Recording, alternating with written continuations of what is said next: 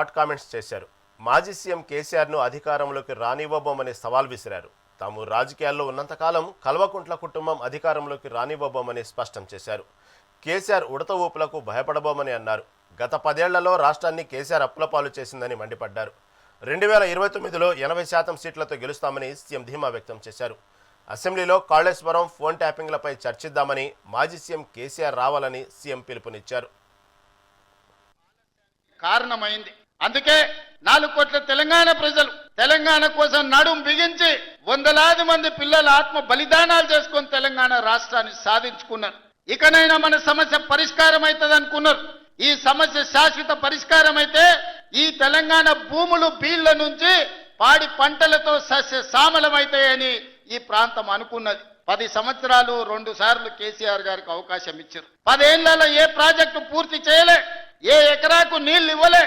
కృష్ణానది మీద కట్టిన ప్రాజెక్టులు ఆనాడు మొదలు పెట్టిన భీమా కావచ్చు, నెట్టంపాడు కావచ్చు, కోయిల్ సాగర్ కావచ్చు, కల్వకుర్తి కావచ్చు, SLBC కావచ్చు, డిండి కావచ్చు, నేను కొట్లాడి సాధించిన మక్తల్ నారాయణపేట్ కొడంగల్ ఎత్తిపోతల పథకం జీవో నెంబర్ 69 కావచ్చు.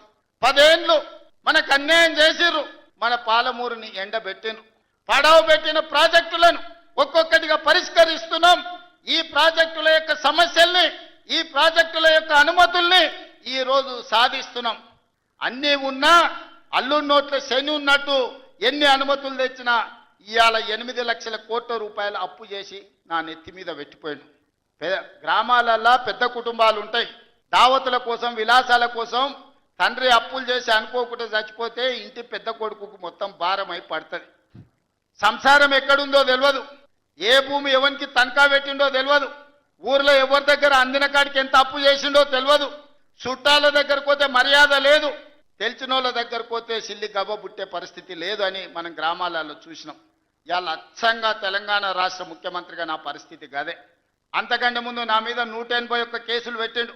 చెంచల్గూడ, చెర్లపల్లి జైల్లో బంధించిండు. ఎన్నో రకాలుగా సతాయించాడు. నన్నే కాదు నా కుటుంబాన్ని కూడా పట్టి పీడించాడు. కానీ బాధ్యత వచ్చినాక ఆలోచన చేసిన నా కోపాన్ని, నా బాధను దృష్టిలో పెట్టుకొని ఇవాళ పగ సాధించే కార్యక్రమాలు మొదలు పెడితే ఆయన పై వలగొట్టే పని పెడితే రాష్ట్రానికి నష్టం జరుగుతుందని తూవాన్ పాపన వాడు పోతాడు. పోని మనం మంచి పని చేయాలి. దేవుడు శిక్ష ఇచ్చిండు. నేను ప్రమాణ స్వీకారం చేసినాడే కూలబడ్డాడు, నడువిరిగింది. ఇంతకంటే పెద్ద శిక్ష నేను జైలు వేసినా అయ్యేదేం లేదు. ఆయననే ఫామ్ హౌస్ను ఒక బందీఖానగా మార్చుకొని చుట్టూతో నా పోలీసులే ఉన్నారు, లోపల ఆయన ఉన్నాడు. చెర్లపల్లికి పంపించినా, చెంచల్గూడకు పంపించినా గదే అవుతుంది కదా. ఇక తిండి బరువు నాకు ఎక్కువ అవుతుంది. అదొకటి. లోపల చెర్లపల్లి, చెంచల్గూడ పెడితే ఆయన తిండే తినికి మళ్ళీ ఆయన ఏదైనా కావాలంటే అదిగిన చేస్తే సర్కార్కి ఎక్కువ ఖర్చు అవుతుంది. తిండి ఆయన సంపాదించేది ఇన్నా ఫామ్ హౌస్లే ఒక బందీఖానగా పెట్టుకొని చుట్టూతో మన పోలీసులే పహారా కాస్తున్నారు. ఇక ఆయన చేసిన పాపాలకు ఆయననే పోతాడని ఊరుకున్నా. ఎప్పుడైనా ఏమన్నా అన్నానా? ఇక ఆయన నిన్నొచ్చి పెద్ద మనిషిలాగా మంచి చెప్తాడేమో అనుకున్నా. తోలు తీస్తా అని అన్నాడు. ఇక నేను చెప్పదలుచుకున్నా, అయ్యేగా నా సంగతి వదులు కానీ మా సర్పంచులు వచ్చిండ్రు, రా ఏ తోలు తీస్తావు రా. నీ తోలు తీసుడు కాదు, నిన్ను చీరి చింత కట్టి చింత మడకల ఏలాడేసి కొడతారో లేదో మా సర్పంచులు, రా కొడంగల్కి వస్తావా లేకపోతే మమ్మల్ని చింతమడకకు రమ్మంటావా? మా సర్పంచులను తోలుతా. సోయి లేని మాటలు, స్థాయి లేని విమర్శలు. ఒక్కటన్నా అక్కడికి వచ్చే మాట మాట్లాడిండా? 10 ఏళ్ళు నువ్వు పూర్తి చేస్తే, 10 ఏళ్ళు SLB పూర్తి చేస్తే నల్గొండకు 4 లక్షల ఎకరాలకు నీళ్లు వచ్చేది. 10 ఏళ్ళు పాలమూరు రంగారెడ్డి పూర్తి చేస్తే పాలమూరు జిల్లాలో 10 లక్షల ఎకరాలకు వచ్చేది. కల్వకుర్తి పూర్తి చేస్తే 3.5 లక్షలకు వచ్చేది. భీమా పూర్తి చేస్తే 2 లక్షలకు వచ్చేది. కోయిల్ సాగర్ లేకపోతే ఏది చేసినా, నెట్టంపాటు చేసినా, నా మక్తల్ నారాయణపేట కొడంగల్ పూర్తి చేస్తే 1.5 ఎకరాలకు మాకు నీళ్లు వచ్చి ఇవాళ కందులు వండించి, జొన్నలు వండించి, కల్తీ కళ్ళు దాగి బతికే పరిస్థితి మాకెందుకు ఉంటుండే? ఆయన కొడుకు చెప్తున్నాడు, మైకు ముందలకు వస్తలేడు ఆయన, దాచుకున్నాడు అని. నీ ముఖం ఎప్పుడైనా చూసుకున్నావులా అద్దంలా? పేడమూతి బోడిలింగం, నువ్వు కూడా నా గురించి మాట్లాడతావా? నీవెంత, నీ స్థాయి ఎంత? అయ్య పేరు చెప్పి బతికటోనివి నువ్వు. ఆంధ్రలో, గుంటూరులో, గుడివారిలో చదువుకున్న నువ్వు. నీకేం తెలుసు తెలంగాణ గురించి, మా పౌరుషం గురించి?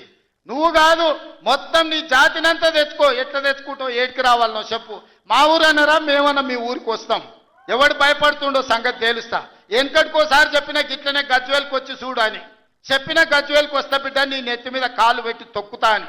గజ్వేల్కి లక్షలాది మంది కార్యకర్తలతో పోయినాం, కాలు మీద పెట్టి తొక్కితే పాతాళానికి పోయిన మళ్ళీ ఇప్పటి వరకు తేలలేదు.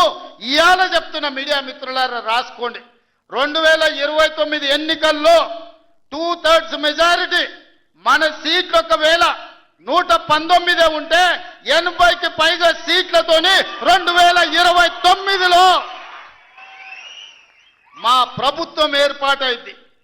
ఒకవేళ 153 సీట్లయితే 100 పైగా సీట్లతోని 2/3 మెజార్టీతోని తెలంగాణలో రెండోసారి కాంగ్రెస్ ప్రభుత్వాన్ని తెస్తాం.